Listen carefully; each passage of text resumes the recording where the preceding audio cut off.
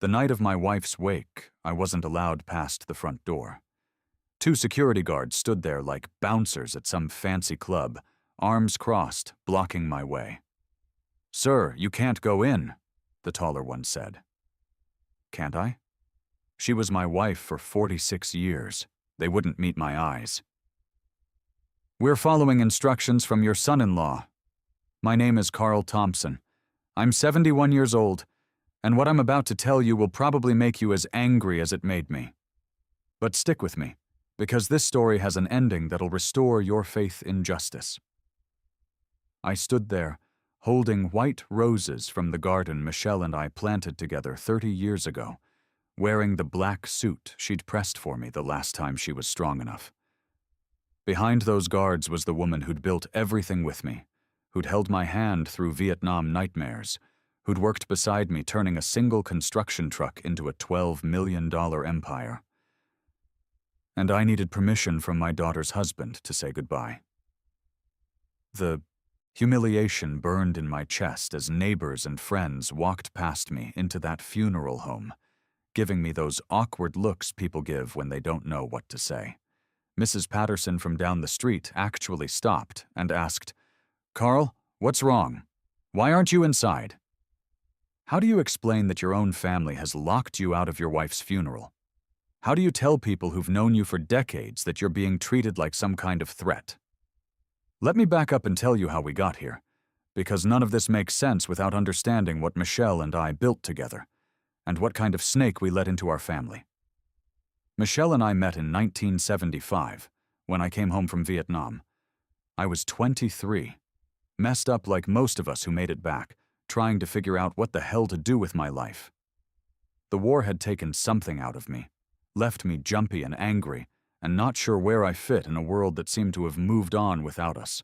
I was staying with my buddy Tommy Rodriguez in his little apartment, drinking too much beer and avoiding my parents' questions about what's next. Tommy's older brother Philip was a lawyer, just starting out, and he suggested I look for construction work. "You're good with your hands," he said. "Maybe building something will help." Michelle was working at Mason and Sons Construction, a small outfit that did mostly residential repairs.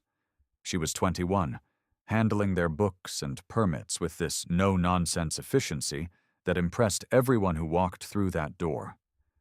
I came in looking for day work, probably looking like hell with my Army surplus jacket and 3 days of stubble.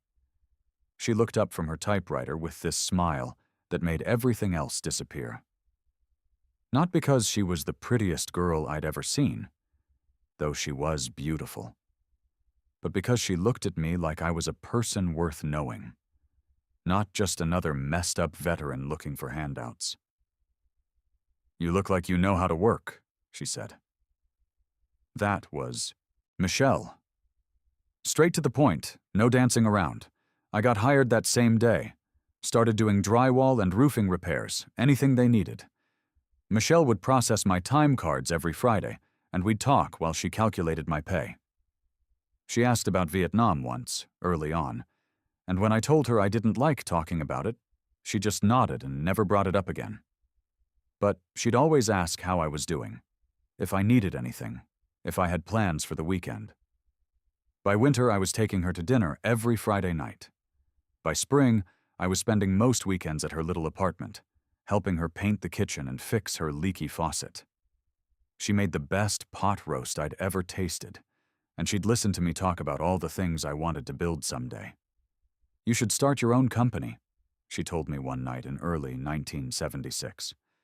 "You know more about construction than half the contractors I process permits for." We got married that fall. Small ceremony at St. Mary's with our families and a few friends. No fancy reception, just cake and coffee in the church basement. But I'll never forget dancing with her to that old Patsy Cline song while her dad played guitar. "Crazy for thinking that my love could hold you," she sang along softly in my ear. We started Thompson Construction with a used pickup truck I bought for $800, a toolbox full of tools I'd collected working for Mason and Sons, and Michelle keeping the books on our kitchen table. The first few years were pure survival mode. We'd work 16-hour days, come home covered in mud and drywall dust, count every dollar twice before spending it. But we had each other, and we had a plan. Michelle handled all the paperwork, permits, and scheduling. I did the work, supervised any help we could afford to hire, and slowly built a reputation for quality work that actually got finished on time. It wasn't glamorous, but it was ours. Jennifer came along in March 1985, perfect little girl with Michelle's dark hair and my stubborn chin. We were 10 years into the business by then, finally making enough money to buy a real house with a yard and everything. I remember holding Jennifer for the first time, promising her she'd never want for anything we could provide. Michelle took 2 months off, then brought Jennifer to the office with her every day. That baby spent her first year sleeping in a little bassinet next to Michelle's desk, surrounded by blueprints and contract files. As she got older, Jennifer would play with blocks and toy trucks, while Michelle worked on bids and invoices. By the time Jennifer started school, Thompson Construction employed 15 guys full-time, and we were doing whole subdivision projects. I taught Jennifer how to read blueprints when she was 6, showed her how different tools worked, explained why we used certain materials for different jobs. She'd come to job sites after school, wearing her little hard hat, charming the workers and learning the business from the ground up. "She's got your stubborn streak and my head for numbers," Michelle would say, watching Jennifer argue with the foreman about why we should use cedar instead of pine for deck railings. Jennifer grew up thinking construction sites were the most natural places in the world. While other kids were at soccer practice, she was learning how to operate a transit level and why you always check your measurements twice. Michelle used to joke that Jennifer's first word wasn't mama or dada, it was hammer. By 2005, Thompson Construction was the biggest residential builder in 3 counties. We had 80 full-time employees, most of them guys who'd been with us for decades. Tommy Rodriguez, Philip's younger brother, started as my first hired hand in 1978 and worked his way up to foreman. Danny Sullivan came aboard in 1982, fresh out of high school, and became our best Finnish carpenter. These weren't just employees, they were family. I treated them like family because that's how my old sergeant taught us in Vietnam. Sergeant Peterson used to say, "You take care of your people, Thompson, and they'll take care of you when the bullets start flying." Same principle applied to construction work. Pay them fair wages, give them good benefits, treat them with respect, and they'll bust their asses to make your projects successful. Michelle handled all the finances, permits, and client relations, while I focused on the actual building. She had this gift for dealing with difficult customers, smoothing over the inevitable problems that come up on any big job. When Mrs. Henderson complained that our crew started work too early in the morning, Michelle would show up with fresh coffee and homemade cookies, explaining our schedule in a way that made the customer feel like they were getting special treatment instead of being inconvenienced. Michelle Thompson magic, the guys called it. She could turn any angry customer into a happy reference. Jennifer graduated high school in 2003 and surprised us by choosing business school over architecture like we'd always assumed. "I want to understand the money side," she told us. "Anybody can learn to read blueprints, but knowing how to make a construction company profitable, that's harder." She was right. Michelle had been teaching her bookkeeping and project management since she was 12, but Jennifer wanted to understand corporate finance, marketing, all the stuff we'd learned by trial and error. She got her real estate license while finishing her business degree, started selling houses for other builders to learn that side of the industry. By 2015, Jennifer was one of the top residential agents in the county, specializing in new construction sales. She knew our builds inside and out, could walk potential buyers through a house and explain exactly why our foundation work was better than our competitors, why we used premium insulation, why our electrical work was code plus instead of just meeting minimum standards. "She's got the best of both of us," Michelle would say, watching Jennifer close another sale. your eye for quality, and my head for business. We were proud of her. Successful, independent, smart as hell. So when she started dating Gary Davis in 2016, we figured any man good enough for our Jennifer had to be something special. Gary was 35, MBA from Northwestern, working as an efficiency consultant for some big firm in Chicago. He'd drive down weekends in his BMW, always dressed like he was heading to a board meeting even when we were having backyard barbecues. Jennifer was crazy about him, lit up like Christmas morning whenever his name came up. Michelle had reservations from the start. "Something's not right about that boy," she told me after their third or fourth dinner together. "He spent the whole evening analyzing our business instead of getting to know us as people." I figured she was just being protective. Jennifer was 32, successful in her own right, old enough to make her own choices about men. Plus, Gary seemed smart and ambitious, maybe a little too polished for my taste, but if he made Jennifer happy, that was what mattered. Looking back, I should have trusted Michelle's instincts. She was always better at reading people than I was. Gary's first red flag came during a family dinner in early 2017. We were talking about a problematic subdivision project, some issues with the soil conditions that were costing us extra money and time. Normal construction stuff. You run into problems, you adapt, you solve them, you move forward. Gary listened for a while, then said, "Have you considered implementing predictive analytics for site assessment? Most of these soil issues could be identified during the bidding phase using modern geological modeling software." I explained that we'd been doing soil tests for 30 years, knew every inch of dirt in 3 counties, had relationships with the best geotechnical engineers in the state. Sometimes you hit unexpected conditions. That's construction. "But that's inefficient risk management," Gary insisted. "You're essentially gambling on every project instead of using data-driven decision-making." Michelle and I exchanged looks across the table. This kid was telling us our business was basically guesswork after we'd successfully completed over 2,000 homes without a single foundation failure. Jennifer jumped in. "Gary's just trying to help, Dad. He sees opportunities for improvement." That became the pattern. Gary would analyze everything we did, point out inefficiencies in our methods, suggest modern solutions to problems we'd solved decades ago. Worse, he was starting to influence Jennifer's thinking. "Dad, Gary says keeping the same subcontractors for 20 years is limiting our growth potential," she'd say. Or, "Maybe we should consider Gary's suggestion about metrics-based performance reviews for the crew." Our crew. Guys like Tommy Rodriguez, who'd worked beside me for almost 30 years, Danny Sullivan, who'd built Jennifer a playhouse when she was 8, and taught her how to use a circular saw when she was 16. These weren't numbers on a spreadsheet. They were family. But Gary kept pushing. Every family gathering turned into a business seminar, where he'd explain what we were doing wrong and how his corporate consulting experience could fix our outdated management structure.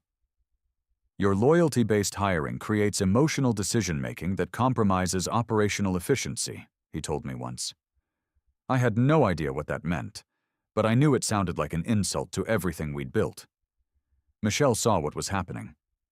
"He's turning our daughter against us," she said after one particularly tense dinner, where Gary had suggested we should modernize our client relationship management and streamline our vendor optimization processes. Whenever I tried talking to Jennifer about Gary's constant criticism, she'd get defensive. "He's not criticizing, Dad. He's offering professional advice. He has an MBA. Like that MBA made him qualified to judge a business he'd never worked in, with customers he'd never met, in an industry he understood only from textbooks and case studies." Gary married Jennifer in June 2018. Big, expensive wedding at the country club that we paid for, naturally.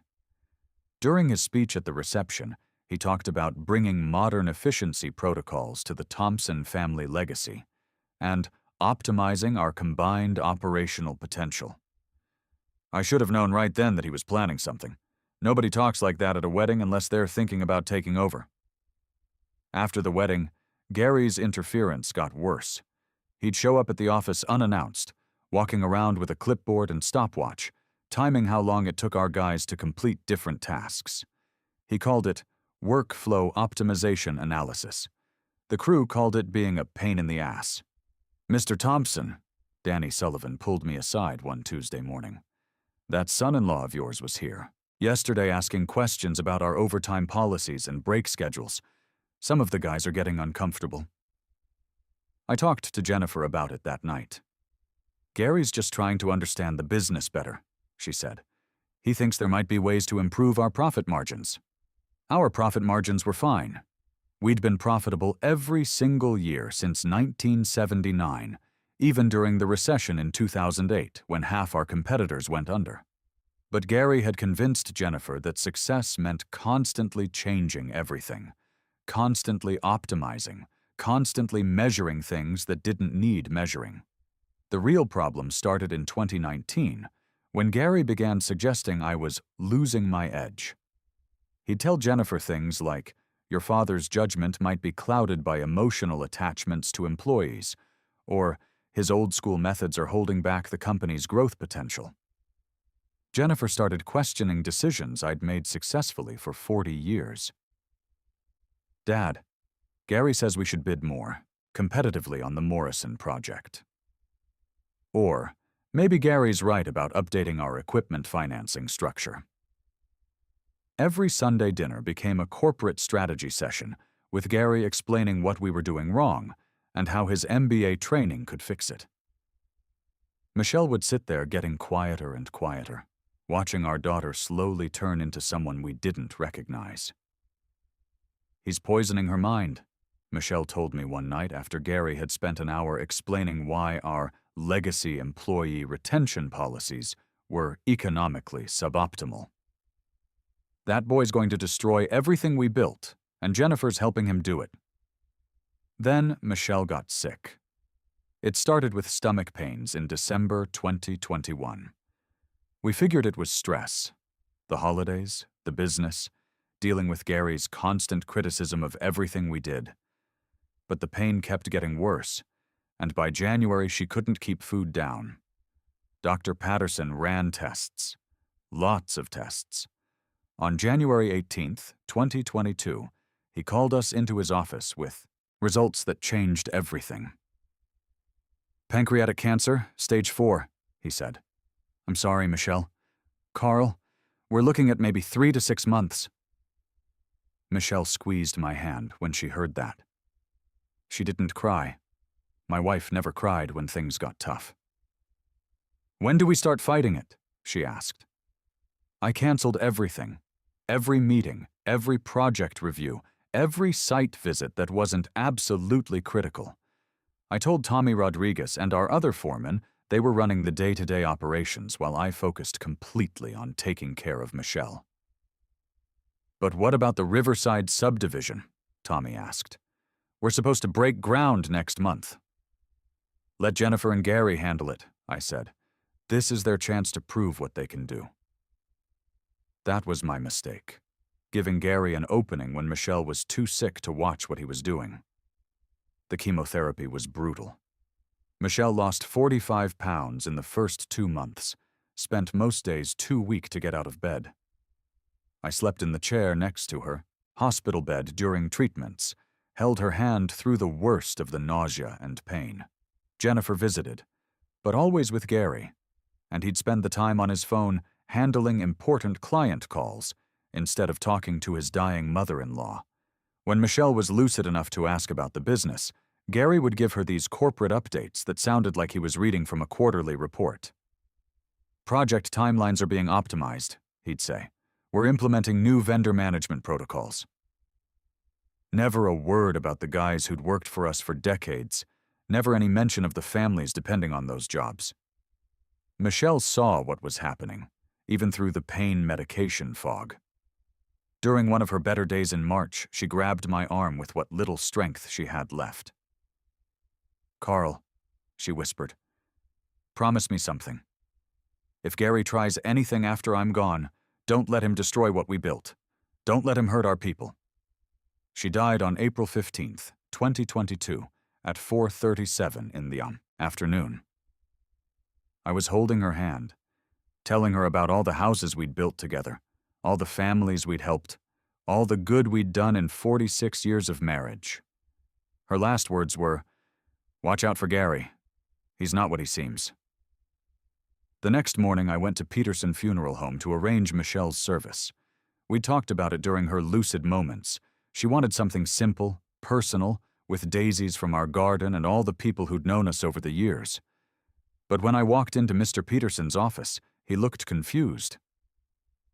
"Mr. Thompson, your son-in-law was here an hour ago. He said he's handling all the arrangements as the family representative." Gary had already changed everything. Instead of Peterson's modest chapel, where we'd attended services for friends over the years, he'd booked the fanciest funeral home in the county. Instead of Michelle's favorite daisies, he'd ordered expensive purple orchids. Instead of the simple service she'd wanted, he'd planned some formal ceremony that sounded more like a corporate event. "We thought it would be less stressful for you during your grief," Gary explained when I confronted him at Jennifer's house. He had that fake, concerned expression he'd perfected, the one that made you feel crazy for questioning his decisions. Jennifer stood behind him, looking uncomfortable, but not saying anything to support me. "Gary's right, Dad. You shouldn't have to deal with all these details right now." That's when Gary's lawyer showed up, some corporate shark named Victor Hansen, who specialized in family business transitions. They had paperwork showing that Jennifer was the primary estate executor with full authority over funeral arrangements. "It's all perfectly legal," Hansen said with that oily smile lawyers use when they're screwing you over. "Your daughter has power of attorney for these decisions." Power of attorney I'd never signed, documents I'd never seen. Legal authority granted while I was focused on taking care of my dying wife. The funeral was set for Thursday. By Wednesday night, I'd heard from 3 different people that Gary had hired security guards to maintain dignity during the ceremony. When I called to ask what that meant, Jennifer's phone went straight to voicemail. Thursday morning, I put on my best black suit, picked white roses from the garden Michelle and I had planted together, and drove to what should have been my wife's farewell. Instead, I found 2 security guards blocking the door like I was some kind of threat to public safety. "Sir, you can't go in," the taller guard repeated when I tried to step around him. "We have specific instructions." By now, people we'd known for decades were walking past us into the funeral home. Tommy Rodriguez stopped when he saw me arguing with security.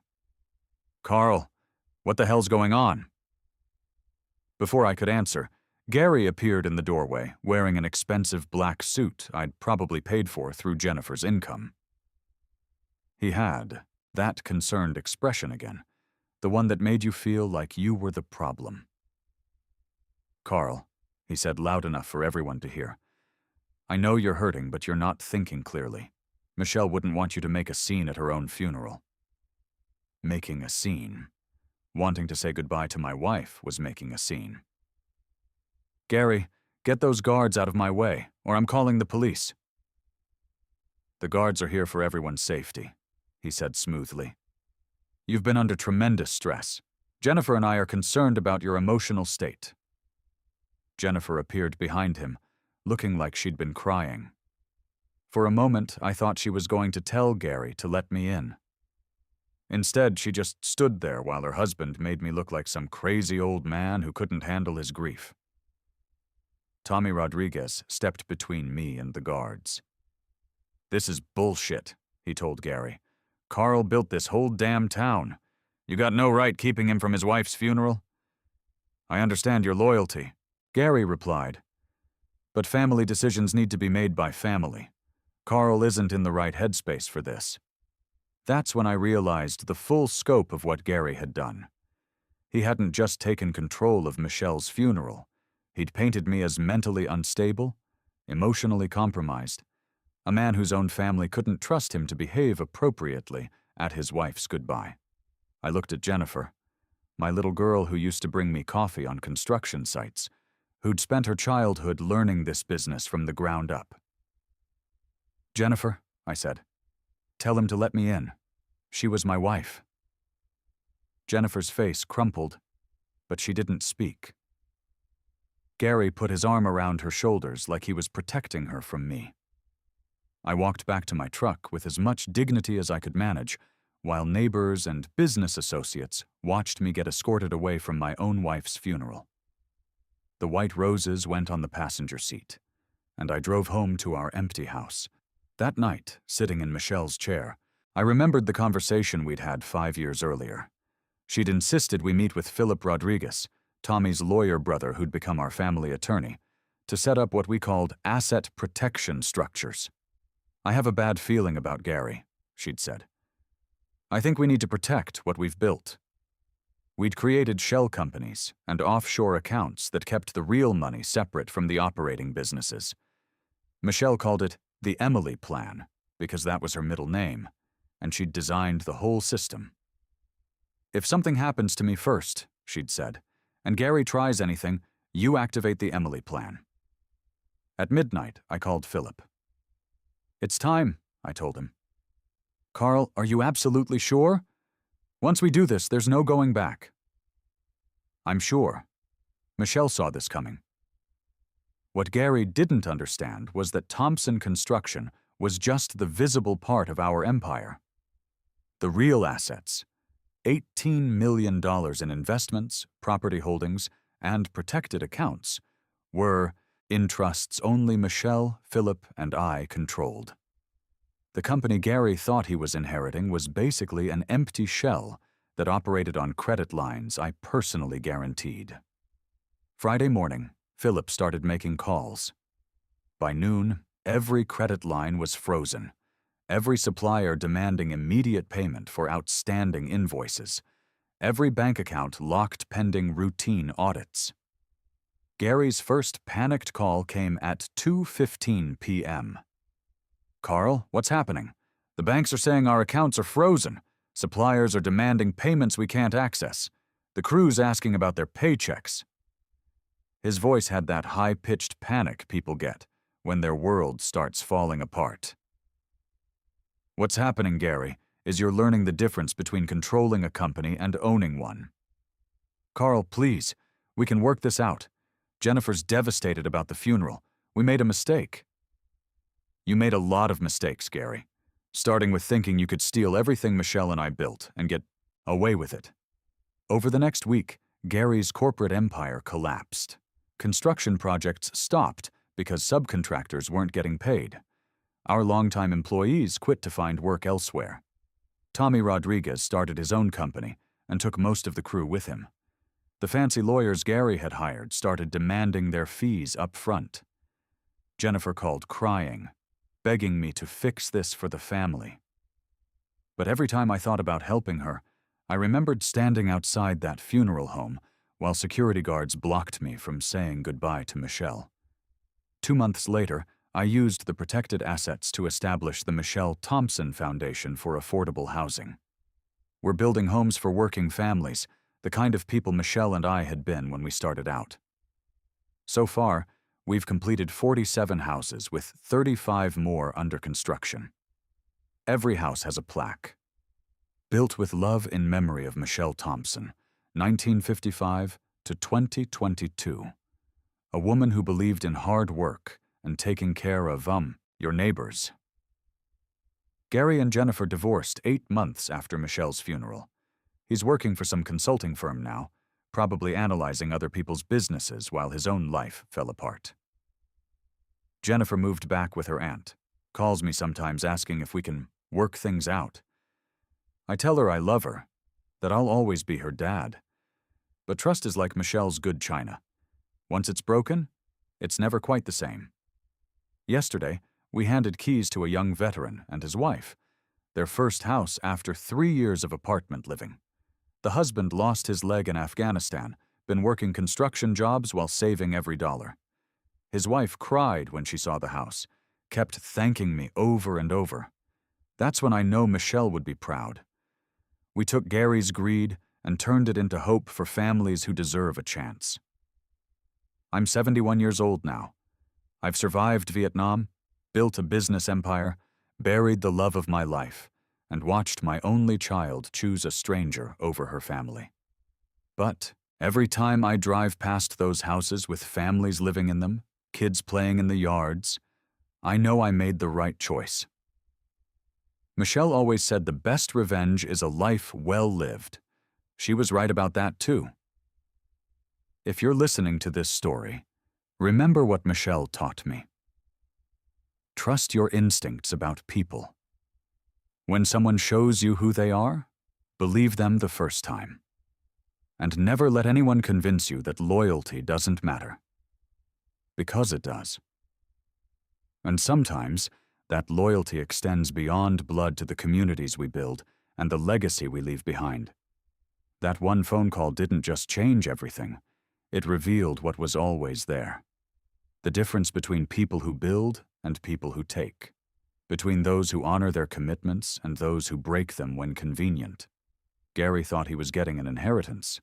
Instead, he got a lesson he'll remember forever. And Michelle's memory lives on in every family that gets a fresh start in one of our houses.